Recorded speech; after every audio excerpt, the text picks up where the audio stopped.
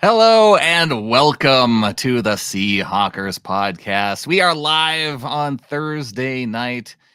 We're going to be doing our picks tonight. Adam, how you doing, buddy? Yeah, welcome everybody to another edition of completely mediocre picks. Because last time I thought it was like just bad, but honestly, I think we're better than bad. We're like, we're mid-tier pickers right now. It's possible that it could just be, it's just going to be bad. That's what we call these picks. We're going to be doing our bad picks. Yeah, whatever. You can do bad picks. I'm doing mediocre picks. That's what the tape shows. Is that what it is? Yeah. All right. Well, it is Thursday. I have not even had a minute to turn on the game to see how we are doing with our picks from when we delivered them, earlier today when the show released. Well, I don't know exactly, but I did get a text from my buddy James down the road here who is watching and said that there was an exchange between Rodgers and Saleh that looked less than happy. So, whatever that means. Yeah. No, I hadn't had a chance to check in with it either. Okay, here we go. Well, we got Clinton joining us. So, Okay. yeah, 14-3 Jets. Here both of us picked the Patriots. We're already off to a great start. Whatever, man. That was my risk pick. I'm not going to hang my head on that one. I might hang my head a little bit on it. Okay. It's not over either. No, we'll see. I suppose not. But if they're dominating, then that's just how it's going to be.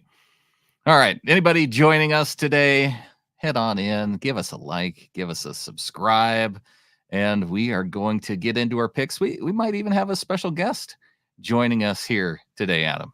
Okay. Well, that's exciting. You did text me that just a hair before the show. I did not ask who it was because I enjoy the surprise. So this is going to be fun. You're just going to be surprised. And then that way, if that person decides to flake on us and not show up, then, like maybe I would do to another Dolphins podcast a time or two, then, nobody has to worry about it. There you go. There you go. All right. Turnabout's fair play. We've got our live executive producer, our Ryan 911 with the $9.99 super chat. Go Hawks! Neither of you are off to a great start, but there's lots of games left. Mediocre. How dare you, Ryan? It's not I'm not going to say it's great. You're right there, but it's mediocre start. Yeah. All right. Well, why don't we go ahead and we can pull up our picks here. Look at that ad going and everything. Yeah. So first game out of the gate here, not looking good. And we led Levine the good life astray. So sorry about that. It's not living the good life at all now. This is like a lot like financial advice that you hear on the internet. Like, I am not a stockbroker. You should not take financial advice. Risks apply, blah, blah, blah. Carly tuned it in. Had to pause listening to the last 15 minutes of the flagship. You're only missing do better and better at life, Carly. So you're good. But that's a good part of the show, too. So she'll have to go back. It'll be there when she gets back to it. Yeah. Yeah. All right. Kicking things off. You already picked the Patriots as your risk pick. Yeah. And not looking good for us. But, maybe the Patriots can come back. We'll see. Yeah.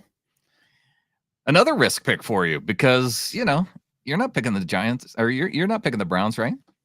I don't want to pick the Browns at all. And man, if I would have known, I should have looked at it and thought that this was probably going to be a risk pick because then I could have taken the Giants and it would have morally felt good and everything, but I can't. So Browns, I guess. Hooray. Browns, I hope the Browns win and Deshaun Watson has a god-awful game. Yeah, there you go. They just hand the ball off all the time. Sure. I also took the Browns. It's so tough to take the Giants in a game like this, especially when the Browns are favored by 6.5 points. They're the home team. The Giants are the 31st in the power rankings team. Yeah. You're the Carolina Panthers and the New York Giants. And I feel like those are the teams I'll probably be picking up all the way. Yeah, I would think so. I mean, of all the better teams that I would be a little worried about, the Browns was one of them. Like, they don't look good. The team chemistry seems completely off. And I don't think that, 2021 Deshaun is ever walking back through the door again. Like, I think that's over. So, yeah. It's not looking like it. They could get got by the Giants. You never know. All right. The 0-2 Colts are at home and they're taking on the 1-1 Bears. It looks like users generally favoring just by a little bit to the Colts, even though they are winless this year. Their strength of schedule third so far, 27th in the power rankings. I think this speaks to Anthony Richardson's inconsistency, but Caleb Williams' inconsistency, not all that better, but yet so much higher in the power rankings. Defense? Yeah. Well, I think it's got to be the defense because I'm going to go Bears here only because of defense. I would say, what is the over under on the highest amount of completions? Like which quarterback, either quarterback? I would say for either quarterback, the over under has got to be 10.5. I was going to say the first quarterback to 10 completions wins. Yeah, because it has not been a great debut for Caleb's. Not saying that he can't get it together. He might very well. It's still very early. Who knows? But Richardson still, he didn't play a lot last year. So again, it's early for him, but man, the highs and lows are just, whoo. See, I still feel like with Anthony Richardson, the one touchdown pass from week 1 still has me mesmerized. I think that if he can get one of those, it might just be enough to get them ahead of the Bears. It might be. The other thing that worries me about picking the Bears is that, I think of that defensive line, for the Colts, and that Bears offensive line is in Strugglesville, and we all know Waldron's not going to figure that out. So it could be an extra long day for Caleb in this one. I think they're going to get a lot of pressure on him. I do like the Colts defense to a degree, but I think I like what the Bears have going on there better. So we'll see. There's a reason this game's a coin flip, but I've got the Colts. Jonathan Taylor, bring it on. Texans at the Vikings, 2 teams that are 2-0. This kind of feels like the game of the weekend right here, with the Vikings coming off the win over the Niners and the Texans, CJ Stroud dealing, looking like he's in midseason form already. Who you got? The NFL is a funny league, man. It's a funny league. Who had the Vikings going 2-0 and Sam Darnold looking like an MVP candidate right out of the gate? Their defense has been playing fast. I mean, I like Flores. I always have. And I think he can give a young quarterback problems. It is at home for the Vikings. And look, I watched the Texans against the Bears. They had some nice stuff going on. Trust me, the defense looks really good. That pass rush looks pretty impressive. But it was also the Bears. And I really don't believe in what they're trying to get done offensively. And I don't think it's going to be quite as easy for the Texans. I'm going to go Vikings here just because it feels fun. Well, to me, one of these teams I feel like is more of a pretender than the other one. If I were going to say straight out of the gate which one of these teams was going to make it to 3-0, I would have definitely picked the Texans over the Vikings. And it is also why I'm picking the Texans. Oh, you picked the Vikings. There you go. Yeah. Well, Carly here, she's with me. She's picked the Vikings as well, and she brings up a great point in the fact that the Niners were, just kind of manhandled by the Vikings. That was an impressive victory.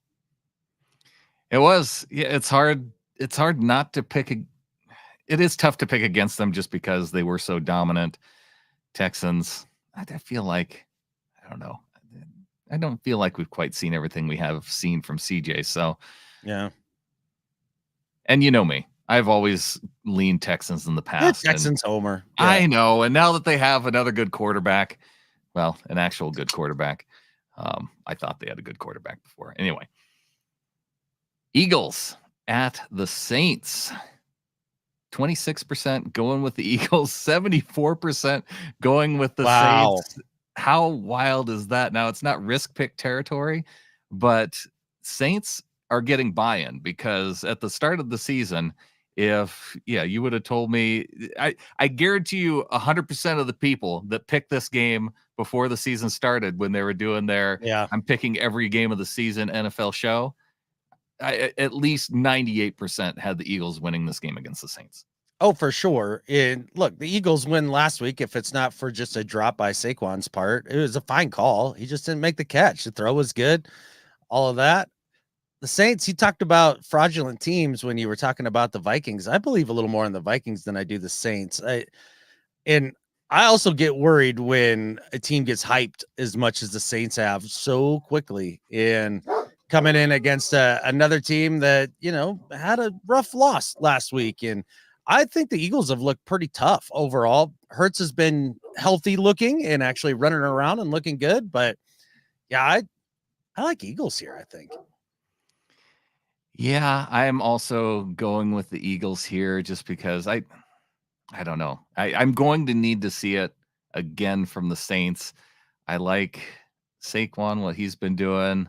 I don't I can buy into Sam Darnold, I think, more than I can buy into Derek Carr. I think that might be, well, I don't know. Gosh, that's pretty close. I don't know. It's really kind of the rest of the roster that makes me like the Vikings. I like the receiving core better. I like their defense better. I like their overall coaching staff better. So yeah, that's why I go Vikings over Saints. But in this situation, I'm taking Eagles here. See, this is how you know that I did my picks beforehand, because had I done my picks live, Adam, this is easily one that I would have flipped over to the Saints. Oh, okay. Gotcha. See, a little discipline. You're not going to chase my picks this week. No, we'll see how it works out. I'll probably pay for it this one. All right. Chargers, Steelers. Will Russell Wilson be back? It doesn't seem like it. It seems like they're going to roll with Justin Fields once again. The Chargers are out to a 2-0 start. Here's another two teams maybe we wouldn't have expected. 2-0 straight out of the gate, and it's got everybody confused. Coin flip game. Steelers defense or that running game that the Chargers have been employing. Yeah, this is going to be fun. I mean, you've got great fronts, button heads here. And then, it kind of comes down which team can actually make a couple plays in the passing game. I mean, I like Pickens and a little in Freiermuth and kind of their setup there with the Steelers as far as pass catchers go, better than the Chargers. But boy, do I like Herbert a hell of a lot more than Justin Fields. And I don't trust that the Steelers are going to be able to get the run game going in this one. I trust more in Jim Harbaugh and his consistency. I'm going Chargers here. All right. Chargers for Adam, Chargers for me. I just think that quarterback wise, Fields has to, it's not like he's played great. And so I just have a feeling that Jim Harbaugh, he has the right plan for this Chargers team. And yeah, personnel wise, the way they're running the ball, it's going to be tough against that Steelers defense, but I think they only have to score like 17 points to get the win here. So that's why I'm going LA. Yeah, that makes a lot of sense. Just a little bit more offense. Broncos at Buccaneers, 3%, going with the stupid Broncos. Yeah, I got to go Bucs here only because I think what's really ailing the Broncos more than anything is they just haven't been able to run the football, which is kind of surprising. I thought as a unit, that offensive line's a good run blocking unit, and I like their backs. And Sean Payton really does like to lean into the run game, but boy, they have not consistently gotten it going. And that's been a real problem for a rookie quarterback. So Bucs seem to be firing on all cylinders. I mean, Baker's getting MVP talk despite completing like 12 passes in a game, but that's cool. I do like the Bucs. They're playing well. Flowers to them. I can't go Broncos here. In a week 3 game, there's certain teams that you like to look out for that are 0-2, where you say this team needs a win to get on track, and you might lean into them being able to get that win and get their team back on track. I don't think the Broncos are that team. No, they don't feel like that at all. Packers at Titans. Are the 0-2 Titans at home one of those teams for you, Adam? They normally wouldn't be in this matchup. I'm having a hard time buying into a Malik Willis revenge game here. While he looked fairly competent in his debut with the Packers, it gives me a lot of pause. Now, the problem here is that Will Levis gives me all the pauses. Like he's a turnover machine. That team, the Titans, just have a lack of talent. I don't know. Yeah, Packers here. I can't do it with the Titans. No, thank you. Look at this. Love looks like defense.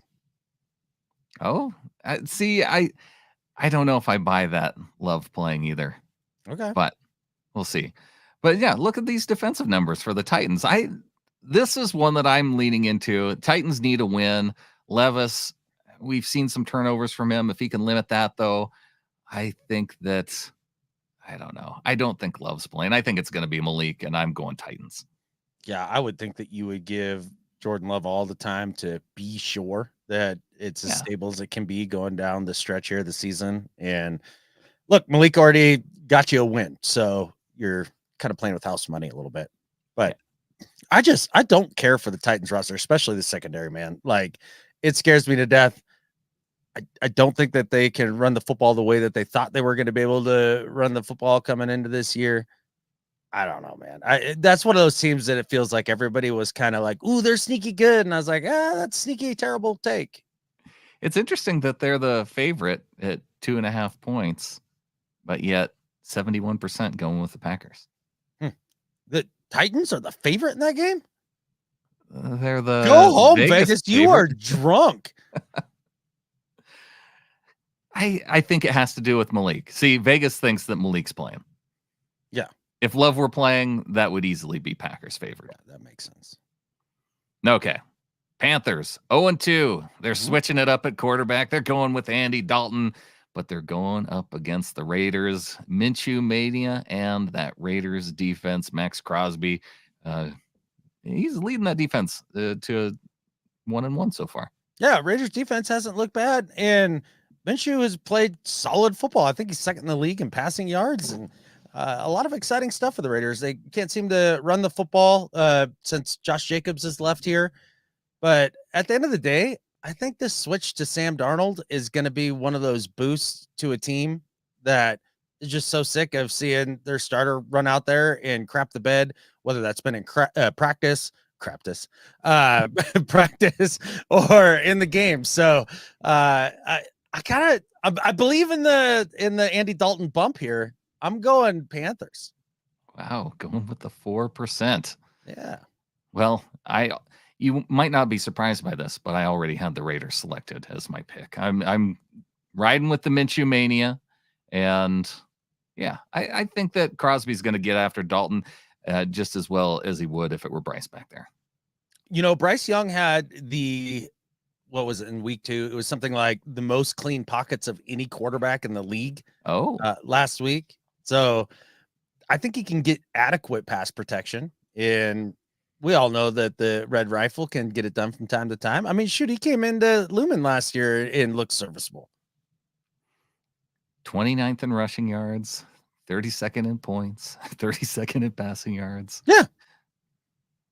It's not a great team. Well, it's hard to be a great team when you draft a quarterback number 1 and trade away all your assets and a quarterback that has 0+ traits. So that's true. All right, Dolphins, Seahawks. We know where we're going here. Oh, yeah. I hate the Dolphins. I am kind of curious, though. See where we're ranked. Defensively, ranked 6th in total yards. Ooh, look at that. Sure. First in passing offense for the Dolphins? Hey, look, was that with Skylar? No, it was not. Oh, okay. So I don't really worry about what the stats say here. No, I was just surprised that was Tua. Yeah. I mean, you got yak monsters like they do. You're going to rack up yards, but yards matter how much? Yeah, well, they don't matter, but it also, if you have yak monsters, you don't need to be super accurate downfield either. That's true. That's true. Better play up. All right. We've got the Lions at the Cardinals, Adam. 67% going with the Lions. The Cardinals, they are playing at home. They're off to, well, they're coming off a hot win over the LA Rams. Can they keep going? I don't like this game at all. If I could just not pick, I would totally not pick. Lions haven't looked great, and I think they really do need to get to leaning on their backs with Montgomery and Gibbs. Goff has been up and down. The protection hasn't been quite as good. I don't know, man. I want to believe in the Lions handily here. And I understand like all the ranks there of Ben Johnson's offense are all high, except for points. But, the Cards have been kind of sneaky flashy here, and it's early in the year. And at that point, early in the year, I can believe in the Cards after about week 6. No, I don't believe in the Cards anymore. Let's go Cardinals here. You're going with the Cardinals. Well, yeah, it's it crazy. is a smart choice because I don't know if you saw Brandon Perno's curse wheel this week, Adam, but it landed on the Lions. That's right. Oh my gosh. See, I knew that was in the back of my head. That's why I didn't do it. Yeah, so we definitely have to go Cardinals here if we're going to believe the wheel. Yeah. All right. Well, we'll have to continue our picks later, Adam, because we have a guest joining us tonight. he tried to wave us off too. He's like, no, I'm not ready, coach. Don't put me in. He's not ready to go. He's ready. He just doesn't want us to pause the show on his account. Yeah, but we want to bring him in because Sam can only make things better. And now joining the show as we preview the matchup between the Seattle Seahawks and the Miami Dolphins coming up on Sunday, we've got Sam Marcoux of Welcome to Perfectville joining the show. How you doing, man? I'm lousy. I'm terrible. What a horrible start to my Super Bowl journey. This is going to make an amazing movie whenever the Miami Dolphins win the Super Bowl later this season. But right now, I'm not feeling it. This is like that part of the movie where the hero's mother dies, and you're like, how are they ever going to recover? That's what I feel like right now. My hero's mother died. I don't know what you mean. What have Dolphins fans been talking about this week? I've just been paying attention to my 2-0 Seattle Seahawks, and it doesn't make me care much about what else is going on around the league. We've been mainly talking about that time Greg Camarillo caught that ball against the Baltimore Ravens to save us from going 0-16. The punter? Yeah, right. no, the little white receiver. He was great. Yeah. Rich Camarillo from Adam's favorite team. Yeah, Adam's favorite team, the Cardinals. Rich Camarillo was the punter for them. I heard your picks. I was backstage listening. I mean, my God, Adam, you're just picking. Next, you're going to be wearing Los Angeles Rams stuff, like a hard hat in the snow or something like that. Like I'm going to see that next, I think. Yeah, well, I mean, you can rewind and pass. You know that. You can see that online. It's out there. If somebody wants to see me lose a bet and do something stupid like running around in a Rams jersey in the snow with a hard hat. But with that said, I don't mind picking the Cardinals early in the year. They're gonna just be a dumpster fire by the end, anyways. It's what they do. I definitely wouldn't do that with the Rams, though. Never ever. No. No. Yeah. Even now, you can't pick the Rams. No, absolutely not. I will say this. So, shout out to you guys. I was thinking about you guys a little bit earlier, and then Brandon, thank you for the text. But one of our super listeners, Raced is his name. He actually pulled the episode where Adam had come on and was talking all kinds of crap, or catfish, if you will. Excuse me. I'm trying to remember. And it made me think of you guys. I'm like, oh, that's right. It's Seahawks week. I'm usually talking to Brandon and Adam, and then all of a sudden here we are. So this is good. Well, so just out of curiosity, did the crap hold up, or did it just turn out to be crap? I didn't listen. It's funny. Like okay, I listen. Do you ever go back and listen to old episodes and you're like, here's what I think. The technology is bad, right? Like, so we don't sound good, but I think the content's better. Like as I become more professional and I do this and I'm reading copy for, Bomba socks or whatever I do these days, I'm like, okay, it sounds more like what people would expect a radio show about sports to sound like, but it's not as much fun. Like we don't do, ridiculous predictions anymore. We don't do fake commercials about, players that wear sleeves that are just uncontrollably long that makes them look like, flying squirrels and stuff like that. That's actually one of your old DBs who came to our team. We don't do any of the crazy stuff anymore. It's more corporate podcast radio, which is okay. I mean, I'm getting paid. So shout out to Believe and Believe Sports Network. Well, I'm on Believe too. Are we not supposed? Are we supposed to be more professional than this? No, they find that. Yeah, because we've just been winging it. That's the thing. It's like there's so many. A fourth kid, like that kid's out playing in the pool at 2 years old, and you're like, whatever. Like if they need something, they'll yell. Like you're so tired as a parent of this podcast network that you and I, Brand, it doesn't even matter. They're just like, whatever. Go do what you got. Just do your thing. Yeah. Well, the one thing I was getting at earlier, and I'm sure everybody has heard because I feel like it's been the talk of the entire NFL, Tua Tagovailoa going down to concussion on Thursday Night Football, Skylar Thompson coming in. And I I know what I listened to one of your recent shows, Sam, and I kind of felt that same way just about the Dolphins after that injury. It just felt like, okay, let's just get through the end of the game. Yeah. It's this happened. All you can do is get out of the game and feel like you're healthy, then as healthy as you can be without Tua, then going into the next game. What's the sense that you've gotten kind of from listening to some of the press conferences, listening to the team? Have they turned that page now to where they're going into this week, or is it such an impactful injury that they haven't quite recovered from it yet? All I can say is that Shohei Ohtani is a bad man. 6 for 6, 10 RBI, 3 home runs, 2 stolen bases, 51-51, man. Yeah. First and 50, I don't know why you guys are, I don't know why you guys are talking football. It's clearly baseball season for Dodgers fans / Dolphins fans.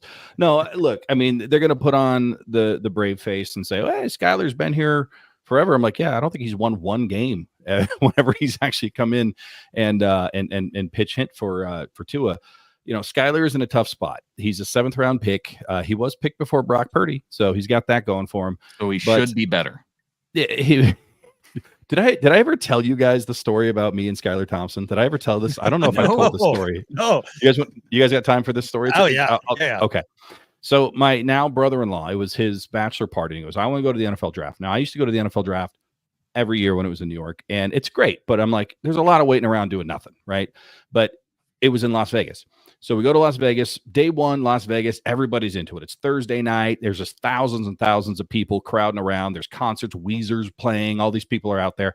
Day 2, a little less. It's now Friday. People are getting into their Vegas weekend holiday stuff. Day 3, nobody's around. Nobody wants to be there. Everybody's sick of football. So my brother-in-law and I are able to not only get into like that main gallery area, we're able to sit in the second row, because they just want it's still a TV show, right? So they want people filled in. They want people there. So a lot of good photo ops for Nick is his name. Shout out to Nick and myself. He's a Niner fan. Don't hold it against him. And we're sitting there and I'm seeing the producer and they're pulling fans out of the stands to announce the picks in the 7th round. So I go to the guy and I go, hey, look, my brother-in-law, it's his bachelor party. He's a big Niners fan. It would be awesome if he could pick or, you know, call out the pick for the Niners in the 7th round. And they're like, well, that's fine. As long as they trade out of the last pick, because they have Mr. Irrelevant. We got a whole thing going. I'm like, okay. And he's like, but the Dolphins have a pick and I'm wearing my Dolphin stuff. And I'm like, I'm your guy. Well, as luck would have it, it turns out, as George Carlin says, you never buy beer, you just rent it. So some time goes by and I'm like, I have to pay the landlord. So the bathroom from where you're sitting for the NFL draft is basically in another, it's like in Reno, if you're in Las Vegas. Like this bathroom is so far away that I have to make a decision. Either I stay and I know I'm going on stage and I'm going to pee my pants and it's going to be on every single sports, channel ever, or I go to the bathroom. So I haul ass. I go to the bathroom, I pee, I give myself a hernia, try to get all the yellow out as quickly as I possibly can. I come back and there was one other Dolphins fan sitting in the front row, I was in the second row, and he's gone. He's nowhere to be found. And I look at the producer and he goes, where'd you go? I'm like, I had to pee. And I'm like, I had to make a choice. So that Dolphins fan gets on stage and actually gets to announce Skylar Thompson as the pick for the Miami Dolphins. And if you go back and listen to the 7th round, if you can find it, you can hear at least one person audibly booing from the second row. And that would be me in a Dolphins uniform, because that was supposed to be me. But, so were you booing the pick of Skylar because Thompson? My bladder, or were you booing it was not me. The Dolphins fan? I was booing everything in life other than Skylar Thompson. But now, after watching Skylar play, I was booing Skylar Thompson. See, so what we learned here of this very important story is that because of your alcoholism, you didn't get to announce the pick. That's what I heard. Yeah, look, it doesn't pay. It doesn't pay. Just get yourself a bag, a jug, anything. You might miss out on life's great opportunities, I guess. Yeah. And we've got Clinton in the chat saying that, maybe there was a butterfly effect here thing going on. That if you would have announced the pick, it actually would have been Brock Purdy. You know what I would have done? Because it's the 7th round and no one's really paying attention. The security's really lax at these things. And after they hear this podcast, they'll probably tighten it up. But I would have just announced somebody else. I would have picked another person and been like, What are you going to do? Dolphins select, Tom Brady. Like, what? Yeah, Tom Brady. Yeah, what are you going to do? Well, it's been announced. It's now happened. Tom Brady suit up. But it does feel cool that you could be the official person to make those decisions.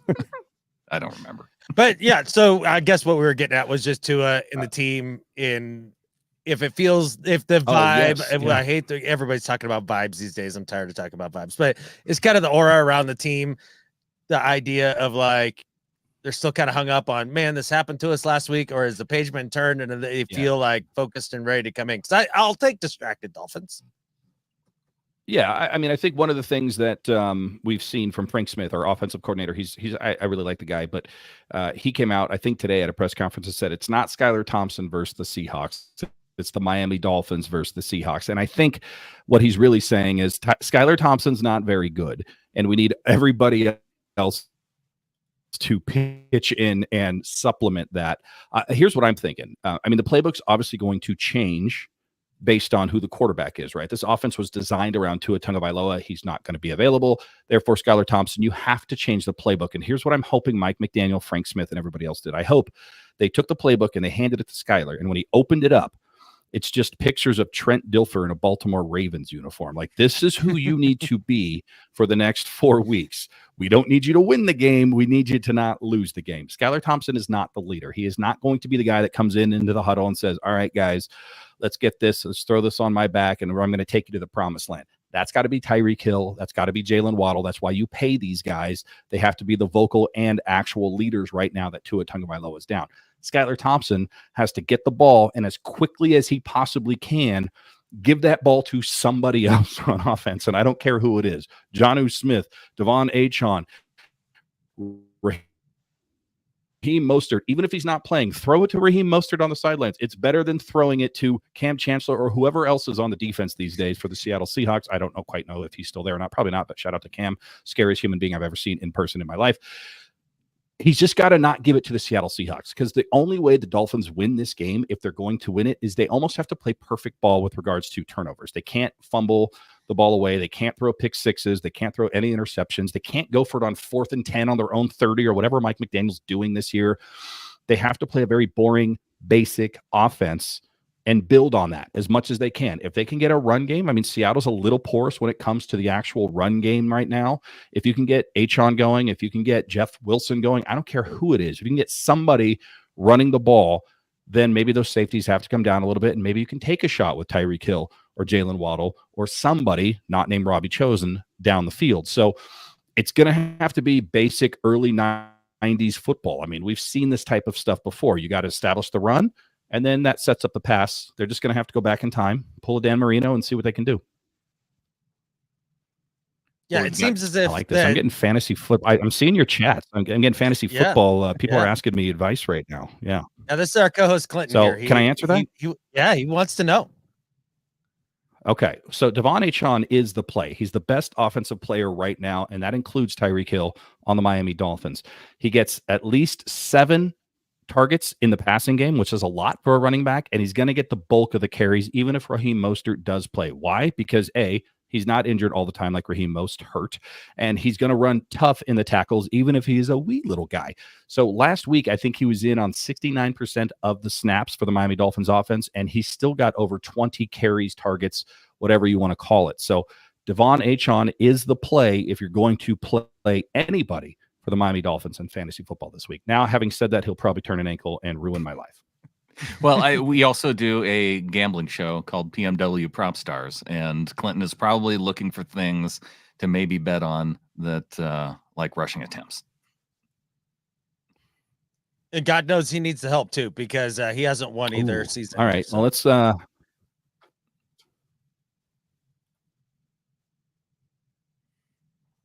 let's go 18. Let's go 18 rushing attempts for Devon Achane. How about that? All right, there we go. So, with other than turnovers, how do you see this going favorably for the Dolphins? I know it's very tough to ask a young quarterback to come in and get his first win at Lumen Field, but do you see this potentially? I know Tyler Huntley was picked up by the Dolphins? Like, Snoop, is there any yeah. chance he could be ready?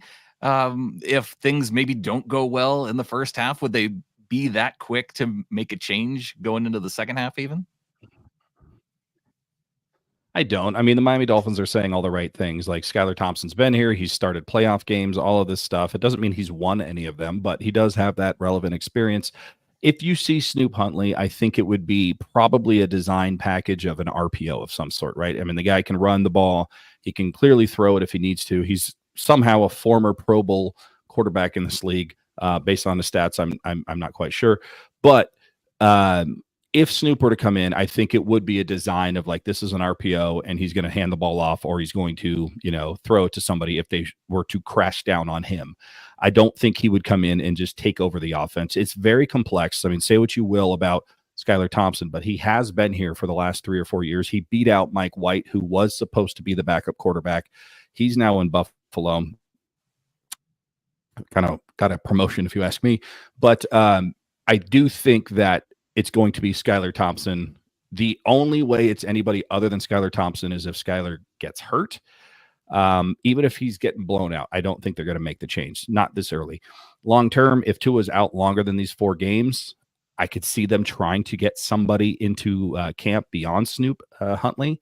The name that keeps popping up in my head is my old friend Ryan Tannehill. But that might be wishful thinking on my part. But no, I think it's going to be Skylar Thompson to the end of this game. So let's talk a little bit about a guy that us Seahawks fans are familiar with and don't really much care for. Jalen Ramsey. We get to watch another DK Jalen Ramsey matchup. At this point in his career, in being down there in Miami, which I admit I don't watch much because I don't hate watch things. And but Jalen Ramsey, how's he playing? How you guys feeling about him? What do you guys think in this matchup with DK? I like Jalen Ramsey as a person. I think he's actually a great leader, and we need to tap into that leadership right now more than ever, especially on defense. Last year, he played fantastic coming off of that meniscus injury. So far this year, in coverage, he hasn't been great, if I'm being honest. He's been fantastic in the run game, like coming up, supporting. He's been blitzing a lot more than I've seen before, and that's probably due to Anthony Weaver, our new defensive coordinator. I haven't seen enough in coverage for me to say, he's a lockdown. Don't even try throwing to DK Metcalf. I think there's probably a there, as somebody might say, in terms of being able to get a ball or two on Jalen Ramsey. Now, that being said, I think the bigger issue for the Miami Dolphins, I know you guys don't like Jalen Ramsey, is probably Jordan Poyer, former Buffalo Bill. We brought him down here to be a veteran leader and to shore up the other safety position next to Javon Holland. I am convinced at this point that Jordan Poyer is a spy for the Buffalo Bills. He's taking our money and he's completely just awful. He's awful. I'm like, this guy killed us for a decade. And then he comes here and he can't do anything. Like did when he passed the Mason-Dixon line, did he turn over his talent? Like, how did he lose it so quickly? But no, Jalen Ramsey. By the way, we have so many Jalens. There's Jalen Waddle, Jalen Wright, Jalen Phillips, Jalen Ramsey. But Jalen Ramsey, I think he's fine. I mean, he's better than most cornerbacks. He's not the Jalen Ramsey that he used to be. But it's one of those things where if you pick on him, you might win. But if you pick on him too much, he'll make an athletic play, and you'll be like, I can't believe we did that. Why would we go after Jalen Ramsey? But he's been inconsistent in coverage, much better in the run game. What does a Jerome Baker revenge game look like? I knew you were going to ask me that question. A Jerome Baker revenge game is probably him shuttle stepping, sidestepping left to right very quickly from one sideline to the other, forgetting who he was covering, but somehow still getting an interception because Skylar Thompson threw it to the wrong guy. That's what a Jerome Baker revenge game looks like. And then looking into the stands for his mama. And if you get that reference, then you watch a lot of NFL films. But I'm more interested in a Jordan Brooks revenge game personally. I think that's the story that no one's talking about. Jordan Brooks showing up and showing out. That's how the Miami Dolphins win this game if they win this game. I love Jerome Baker, by the way. I want to, but he hasn't done anything for me to love him yet. Yeah, that is Jerome Baker right there. Yeah, we basically just had a wife swap of linebackers, and we'll see how it goes. Yeah, I think our wife is a little prettier right now. But I mean, Jerome Baker is a guy that we grew to love. I mean, we had so many defensive coordinators when he was here. Some of them he was like fantastic, and others you were like, what does he do? Does he even understand that he's on this side of the ball? It really just depended on the scheme. What I can tell you is Jerome Baker is pretty good in coverage. He's inconsistent against the run.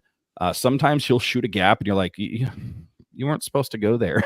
And meanwhile, the running back is like way behind him. I don't know if you guys have experienced that quite yet. I haven't watched a lot of Seahawks balls, yet this year. I'll probably get my full season's worth this weekend, but he's good. He's a great personality. I think he's a great team player, but he's not great. And I don't know how much you guys paid him, but probably too much. Well, one guy we didn't pay too much for is head coach Mike Macdonald. One of his underlings, Anthony Weaver, is running a light version of his defense down in Miami because it can't ever be as good as the original. With that said, during training camp, this is what I'm kind of curious about. During training camp, you always hear the stories, oh, the defense has been winning the day or the offense has been winning the day. How did the Miami offense look against a slightly lesser Mike Macdonald defense in practice all offseason? Well, this is where like I kind of scratch my head because the defense looked really good during training camp, but then again, like, okay, it was against this offensive line. So I'm not quite sure what to make of it. So the defense against Jacksonville, and I'm going to say this because Adam, just for all the Seahawkers out there, Adam puts on a good show, but Adam is a Buffalo Bills fan. Let's just put it out there. Plus, Adam is a Buffalo Bills. Slander. Look at this. Look, no. That is the truth. And I'll go to court. I have lawyers. Years. Yeah, well, you've been a Bills fan for 32. So the Bills, the Bills always beat the Dolphins. It's like if you look at stats and you've got everything on a line and then there's like one way up here. Yeah. And you're like, well, you got to throw that out, right? There's an outlier. There's an exception to the rule. That's the Bills against the Miami Dolphins. So don't look at week 2 and go, the Miami Dolphins defense is terrible. I mean, James Cook is still running for touchdowns right now a week later, which is better than what we're seeing right now between the Jets and the Patriots. If you look at week 1, I think that's a better litmus test. And here's the thing. Very spotty for the Miami Dolphins. Gave up 17 points in the first half, including a 96-yard drive to Trevor Lawrence and that whole team. Second half, shut them out. However, there was yet another drive inside their own 5 that Jacksonville was basically going to score again until Travis Etienne allowed the ball to be punched out of his freaking arms by Javon Holland, which if Javon Holland's throwing punches, I mean, Geno Smith is right there. The guy can take a punch. We know it. So, Javon, just get ready. So, if they hadn't done that, if he hadn't done that, and then Tyreek Hill gets that 80-yard bomb on the very next play, the Dolphins are probably 0-2, and you're probably looking at this defense going, what is happening? They have some growing pains. Their defensive line is pretty good. Jordan Brooks has been pretty good for us. The secondary is where I'm a little bit like, oh, boy, we got to figure this out. So, if Geno Smith can stay upright and he can find DK and Tyler and all those guys and throw the ball, you guys are going to have a lot of success because until they prove otherwise, the secondary just isn't as good as advertised, in my opinion. So I guess what I'm saying is it's a copy of a copy. It's like Michael Keaton in Multiplicity. It's not as good as the original. It's getting there. We knew there was going to be some growing pains with this defense. We kind of thought the offense would carry us early. That's not happening. And that's why everyone's pulling fire alarms in Miami right now. So apart from the punch to the jaw comment, I sensed some positive things about Geno Smith in that in your last commentary there. I heard that maybe you weren't so complimentary of Geno Smith when you went on our buddy Lofa Tatupu's show on the Believe Network. No, Lofa Tatupu did not like my comments about Geno Smith and stood up and literally stood up. And I'm like, oh, yeah, that's right. He's like a big, strong dude. And that guy, by the way, that guy knows his stuff. He's not just playing ball. He knows ball as well. No, look, I wish Geno Smith was still on the Jets. I want Jet Geno Smith. Here's the thing. Pete Carroll, your beloved Pete Carroll. I'm not going to say anything bad about Pete Carroll. I'm going to give him some compliments. I'm going to give him his flowers, as the kids like to say. I don't think they say that anymore. 2 years ago, the Seahawks went to the playoffs with Geno Smith as the quarterback, and Pete Carroll was not given Coach of the Year. He was robbed. That man, they should rename the Coach of the Year the Pete Carroll Award. If you can get Geno Smith to look decent and make the actual playoffs in the NFL with Geno Smith as your quarterback, and he's actually making plays, You deserve an award, and you deserve an award to be named after you. Lofa Tatupu said, no, Geno Smith saved Pete Carroll's job. He looked at this completely different. He was wrong, but he's bigger than I am, so I'm not going to tell him that. But no, I'm not a big Geno Smith fan. I don't buy it. You guys gave him that money, and I went, ha! And then we gave our guy money, and, your guy's playing, my guy's not. So what do I know? I was going to say, man, like we all make decisions, right? There's benefits and consequences. Like, so we make decisions and pay like a good quarterback mid-tier money instead of paying a, middling quarterback top tier money. So no, it's been good for our deal. You should try it. Look, I'll try anything at this point. My entire life has been spent not winning Super Bowls, and you guys have had one, two, whatever it's been, more than I have. So it's hard for me to talk smack. And look, I live in the San Francisco Bay Area. I hate the Niners probably more than you guys do. So outside of this week, how possible? I don't hate the Seahawks. I like the Seahawks. I'm a fan. I go up there. I do comedy up in Seattle. I've been to, what did you call it? Lumen Field. That's a terrible name. You guys should just change that back to like, Benny Blades Field or something like that. But literally about it. I've been there. I agree. I enjoy my time in Seattle. Yeah. So it's just the Niners that I hate. And this week I got to hate you guys, and I apologize. Well, that's fine. Adam is used to hating the Dolphins because he's done it his entire career as a Bills fan. So, sure. Yeah, it was being a closeted Bill fan. Thanks for outing me to everybody. I would have liked to have done that on my own terms, but yeah, no, thanks guys. No, I appreciate it. Yeah. Yeah. Well, look, you've been lying to these fine folks of yours. I mean, they're the Seahawkers out there. You guys are getting donations. They're sacrificing their hard-earned money. They're throwing fish, getting money, and giving it to you guys. They deserve to know the truth. Not the first to call me fraudulent on the show. That's for sure. Well, we have known Sam Marcoux for quite a few years now, since since the last time that the Dolphins came to town and lost on, what was that? Wait, was that a loss? I'm trying to remember back now. What happened in that game? That was a loss because Kenny Stills forgot. Yeah, That's no, right. Kenny Stills. Oh, yeah. Here's what happened in the game. Ryan Tannehill finally gets a clean pocket. It's week 3, if I'm not mistaken. And he drops back, and I think he's inside his own 20, the dead zone, if you will. And he throws a beautiful arcing, like just, you ever play that game where the two gorillas are throwing bananas that explode and like break buildings on the old computer? It was just one of those perfect arcs. And he threw it, and Kenny Stills, number 10, is wide open. I don't know what your guys are doing. The Legion of Boom decided to just have coffee down on Pike Street and just forget about Kenny Stills altogether. I stand up and turn around and just start talking smack to every single person in a Seahawks jersey because I'm like, we're going to win, and it's proven right now. Yet they all start cheering. And Brandon, I don't know, like, this is so confusing. They're wearing Seahawks gear, but they're cheering. I should turn around and see what's happening. He did what? He didn't catch it. And then we lost by, if I'm not mistaken, 6 points. So that was the difference in the game. A wide open Kenny Stills running free. Tyler Lockett with a lot of offensive pass interference, but we'll leave that out. That wasn't even Tyler Lockett. I'm sorry. It was your other guy that used to just grab the defenders and throw them to the ground. Who am I thinking of? The wide receiver. You guys know who I'm talking about. Baldwin or Curse? Was it one of It was them? Baldwin. It was Baldwin, and you know exactly that he does that because you named him, not me, and you know I'm true. But no, it was Baldwin. Doug Baldwin just throwing defenders off, catching the ball. We lose by 6. Kenny Stills, to this day, people, I'm actually getting it this week from my friends up in Seattle. They're sending me the GIF of him not catching the ball, and then of our defensive backs on the sideline going, because they knew that was it. But yeah, that was a week 3. That was a long time ago. That was like 2017, if I'm not mistaken. And it hasn't just burned its memory into your brain at all, has it? No, it wasn't 6 minutes and 42 seconds into the first quarter or anything like that. Yeah, no, sounds like it still's a loss. That's good. I like that one, Adam. You're redeemed. You're redeemed for your Buffalo Bill tattoos. How many Buffalo Bills tattoos do you have? Do you have like all the 90s, like all the Super Bowls with like teardrops coming off of each one on your chest? 14. It's 14, and it's because they are circled around my upper thigh like a wagon because nobody circles the wagons like the Buffalo Bills. So, and that's why, like, right when it gets to the final point, the finale, it just whimpers out, just like the Bills.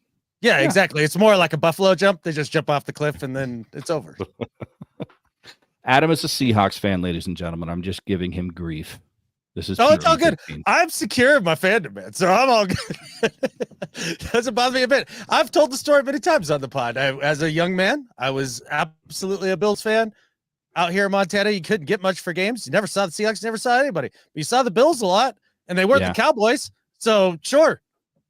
So you just rolling up to the Moose Lodge in Kalispell, Montana, like, can I get the Seahawks game? And they're like, no, but you can watch Jim Kelly and Thurman Thomas. And you're like, all right, no problem. I'll just I'll do that instead. Do you have like, what do you guys think about Dan McGuire? Do you guys like Dan McGuire, the old quarterback? He was real tall. Yeah. You know, we're Chuck Knox. Have you heard the story about the drafting of Dan McGuire? That Chuck Knox, our head coach at the time, he really liked a guy in the draft by the name of Brett Favre. And the owner, though, fell in love with Dan McGuire because he was so tall and thought that, yeah, he would be much better than this Brett Favre guy. And yeah. Well, he would have been if Dan talked to his brother Mark and figured out how to take his vitamins, he probably would have been just fine. But yeah, vitamins. Yeah. He's Sam Marcoux of Welcome to Perfectville. And Sam, are you going to have anything other than should Tua retire talk on your show this week? No, I was on Sirius XM last week, and that was the first question they gave me. I was on Lofa's podcast. That's the first question they gave me. I'm going to be on 95.3 The Score in Eugene, Oregon tomorrow. I'm sure that's the first question they're going to ask me. My co-host, Chris Cullen, who, by the way, shout out to Adam. The only guest we've ever had that really pissed Chris off was Adam. Adam was just so on top of it. He was so quick. I was laughing my butt off, and Chris was like, who is this guy? And I'm like, he might be your replacement if he keeps doing this. But no, everyone's asking it. Chris asked me, Greg Camarillo, my other co-host, he asked me about that. I don't know. It's not, here's the thing. Greg actually had a great point. Obviously it's a medical decision. It's a Tua Tagovailoa decision. It's also a Miami Dolphins decision at this point, right? I mean, they're going to have to make a decision. Yes, they gave him the money and they want him to be healthy and all that other fun stuff, but they paid $53 million for a guy who's not on the field with the exception of one season so far. So they're going to have to make a decision at some point too. A lot of that money is insured. They could probably get out of that contract after this year. There's like a weird clause in that contract where they could probably save a bunch of money. Not a lot of people know about that. So they're going to have to make a decision as well. And that's something to watch long term. I think they'll do right by Tua. But yeah, I'm prepared for more questions about Tua Tagovailoa for the next week or so. All right. I would have preferred a yes or no answer, but that was more detailed than Sorry. How about maybe? Does maybe count? Maybe's good enough. All right. Well, that's what you're going to get. Maybe I'll answer that next time I come on here. He'll probably have another concussion by then, so the question will still be valid. Sam Marcoux, welcome to Perfectville. Man, appreciate the throwback to the memory of the last Dolphins game and looking forward to our matchup on Sunday. I am not, but I like seeing you guys, and I'm hoping by, I don't know, 7 o'clock Eastern, 4 Pacific, I don't have to think about this game or this week ever again. So that's my prediction. Prediction is Miami Dolphins 40, Seahawks 20. Okay. Excellent. Yeah, that's a prediction somebody could make. Yeah. That was yards. Yards for us, points for you. Yeah. And with that, I think that's how they should. Sam. Yeah, Sam, I got to go, but I'm just going to say, I just got to say, I think in order to make this fair, we should the yards we gain should count for points, and then you guys just whatever points you score, you still might win, but at least it would be more of a fair fight and more exciting. Just trying to change the rules ahead of the game. I think Gino would accept that challenge.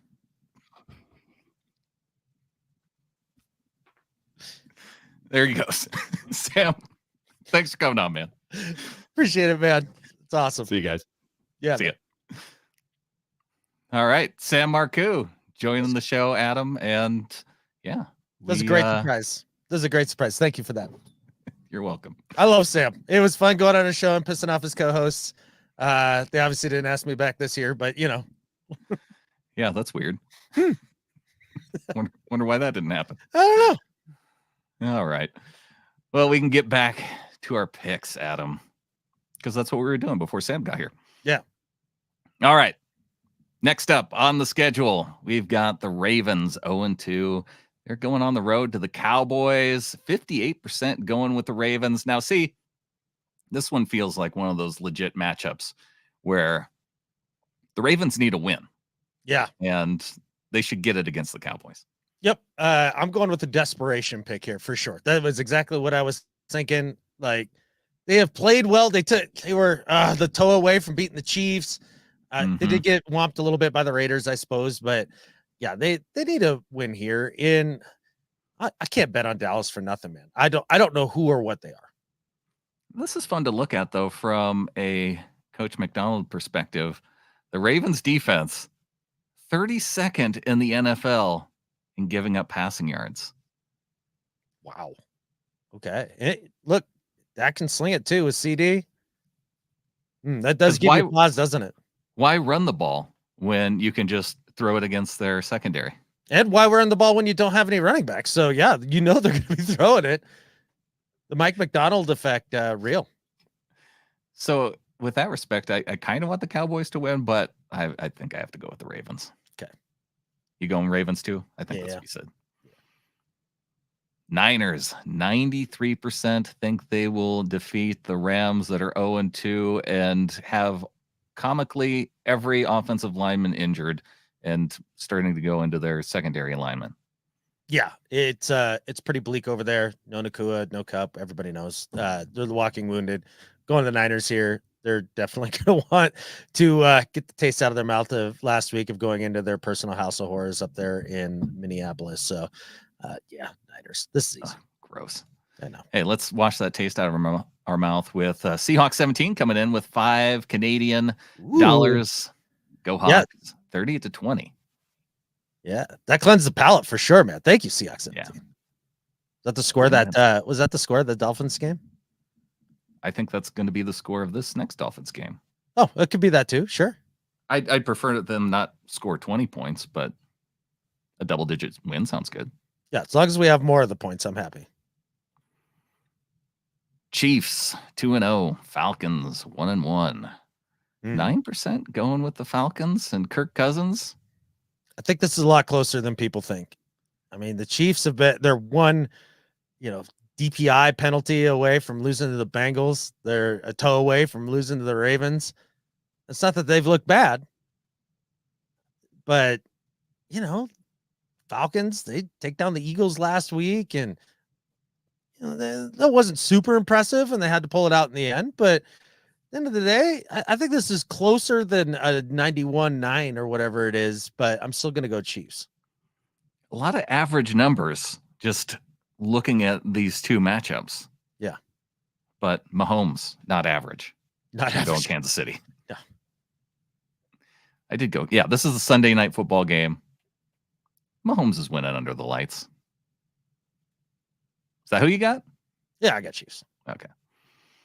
Jaguars at Bills. We got two Monday night games, Adam. Early Monday night game. You're a huge Bills fan, from what I've heard. Mm-hmm. Yeah. Well, I better make the homer pick then. I'm definitely going Bills, and I was going to go Bills anyways. But yeah, my fandom predicates it, I guess. It's my FC team. 97% going with the Bills as well. And until the Jaguars start showing something, it feels like an easy pick against them. Yep. All right.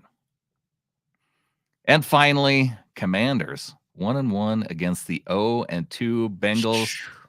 Winless Bengals at home Monday night. That's tough to pick against, but I don't know. Dan Quinn coming off his first win. Maybe they can keep it going. Yeah, good for him. The defense is still terrible, and at the end of the day, Burrow and company, they did go toe-to-toe with Mahomes and Burrowhead once again. It was super tight. I don't think they're a bad team. Desperate for a win. This goes right into the same bucket with the Ravens. I'm going Bengals here. And happens to be both AFC North teams. There we go. Bengals get the win. I've got the Bengals too. Unfortunately, I tried to talk you out of some of the picks that you were going to make, hoping to get some victories, but maybe I can only climb back in 1 week at a time. Or you can't. So you could just accept the loss now if you want. Like, that'd be fine. Who do we want to win in Niners Rams, Carly? I would say we want the Rams to win. Yeah. Just because. Or Do we just golly, I don't know, man. There's 1,000 great arguments for both of them to be gone. So and to lose. So the fortunate thing is one of them has to lose unless they tie. They're not going to tie. But yeah, if we had to pick, man, that is a tough question. I'd almost rather the Rams just be put out of their misery early. Yeah. And send them out to sea. And that's just, we can be done with them. I tend to agree. That's kind of where my thought process is. Let's let them pile up all the L's while they're injured. If they do happen to get healthy late in the year, it'll be too much for them to overcome. They can be in our rearview mirror. And Clinton agree. The answer is indeed the Rams.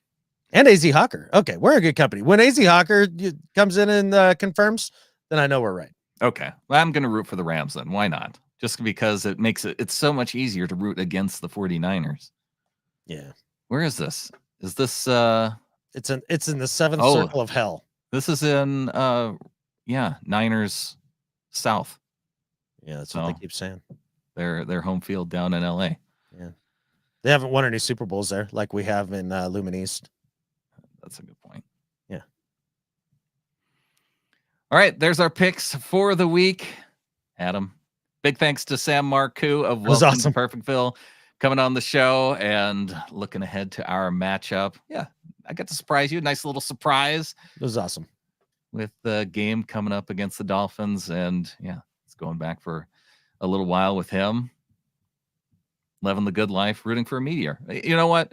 I would root for that. It's such a low percentage chance. You just never know. And in Brandon's Do Better, you'd know that it's an impossible chance. It was supposed to be Tuesday. Right. Didn't Still happen. Here. Still here. Yeah.